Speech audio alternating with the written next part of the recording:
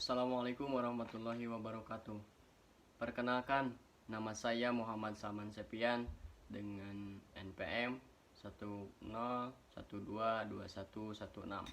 kelas manajemen C2 angkatan 2022. Di sini saya akan menyelesaikan tugas ETS mata kuliah PAI. Alhamdulillahirabbil alamin wa bihi nasta'inu ala umuri dunya waddin wa ala alihi wa sahbihi ajmain. Asyhadu an la ilaha illallah wa asyhadu anna Muhammadar Rasulullah. Allahumma sholli ala sayyidina Muhammad wa ala ali sayyidina Muhammad. Qala rabbi shrah li sadri wa yassir li amri wahlul 'uqdatam min lisani yafqahu qawli.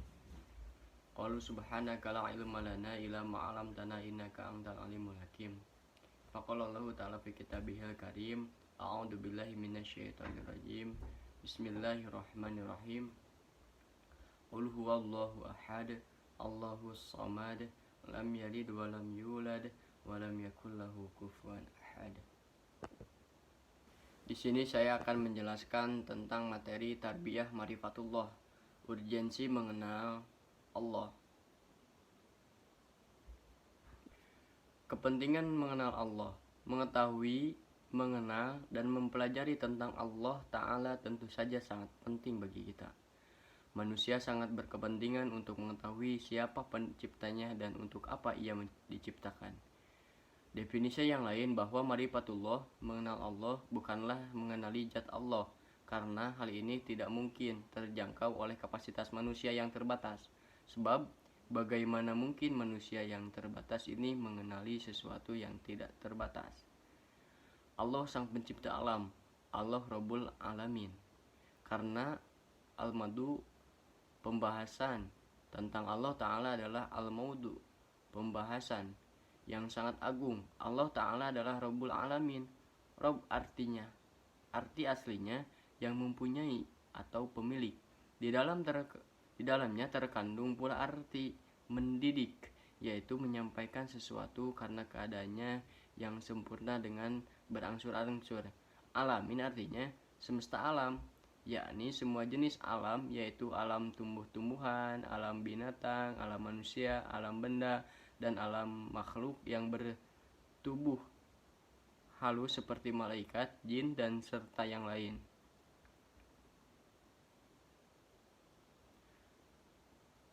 Pemahaman dan pengetahuan kita tentang Allah Ta'ala harus didukung kuatut dalil.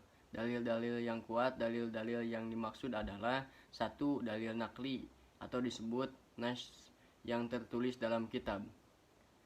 Yang kedua yaitu dalil akli, yaitu sesuai akal atau logika. Yang ketiga dalil fitri. Adapun pengertian dari marifatullah, keimanan dan ketakwaan itulah yang menjadi jalan bagi manusia untuk mendapatkan berbagai karunia di dunia.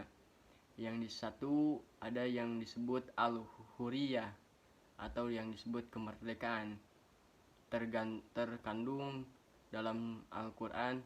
Allah berfirman dalam Quran surat Al-An'am ayat 162 sampai 163. Yang kedua yaitu at-tumaninah atau ketenangan, terkandung dalam Al-Quran surat Ar-Ra'd surat 13 ayat 28. Yang ketiga al-barakat atau keberkahan. Yang keempat al-hayatut thayyibah atau kehidupan yang baik. Yang kelima dukhulul jannah, yaitu dimasukkan ke dalam surga. Selanjutnya ada materi tentang tauhidullah, yaitu mengesahkan Allah. Yang kesatu ada tauhidur rububiyah. Tauhidur rububiyah artinya mengesahkan rububiyatullah, yakni mengakui dan meyakini Allah Ta'ala sebagai satu-satunya Rabb. Dialah khaliqon atau pencipta, raziqon atau pemberi rezeki, dan malikan atau pemilik. Ada yang disebut pencipta atau khaliqon, terkandung dalam surat Al-Furqan ayat kedua, yang artinya yang kepunyaannya lah kerajaan langit dan bumi, dan dia tidak mempunyai anak dan tidak ada sekutu baginya dalam kekuasaannya, dan dia telah menciptakan segala sesuatu dan dia menetapkan ukuran-ukurannya dengan serapi-rapinya. Dan selanjutnya ada yang disebut Tauhidul Mulkiyah. Tauhidul Mulkiyah artinya mengesahkan mulkiyatullah. Dialah waliyan atau pemimpin atau pelindung, dan hakiman atau yang menetapkan aturan atau hukum.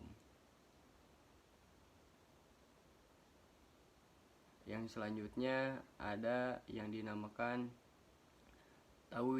Tauhidul Uluhiyah.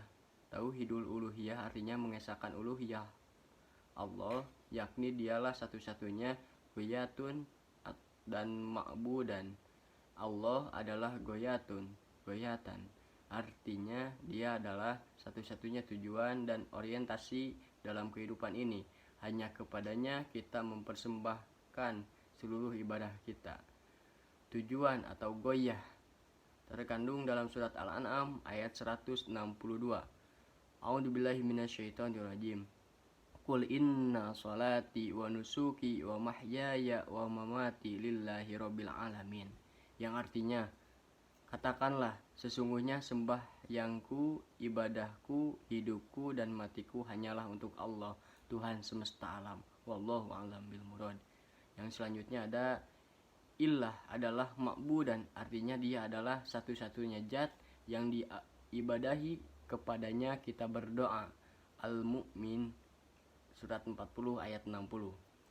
Ada yang disebut kepadanya kita khauf atau yang disebut takut, terkandung dalam surat Al-Imran ayat 175. Kepadanya raja berharap, terkandung dalam surat Al-Kahfi 18 ayat 110. Ada yang disebut kepadanya inabah atau kembali, atau kepadanya isti'anah, memohon pertolongan. Atau selanjutnya ada isti'adzah, memohon perlindungan. Atau yang disebut istighosah, memohon pertolongan untuk dimenangkan, terkandung dalam surat Al-Anfal surat ke-8 ayat 9. Sekian penjelasan dari saya, mohon maaf apabila banyak kesalahan dan kekurangannya mohon maaf yang sebesar-besarnya. Hutma sofa wa da makadar wa billahi taufiq wal hidayah. Wassalamualaikum warahmatullahi wabarakatuh.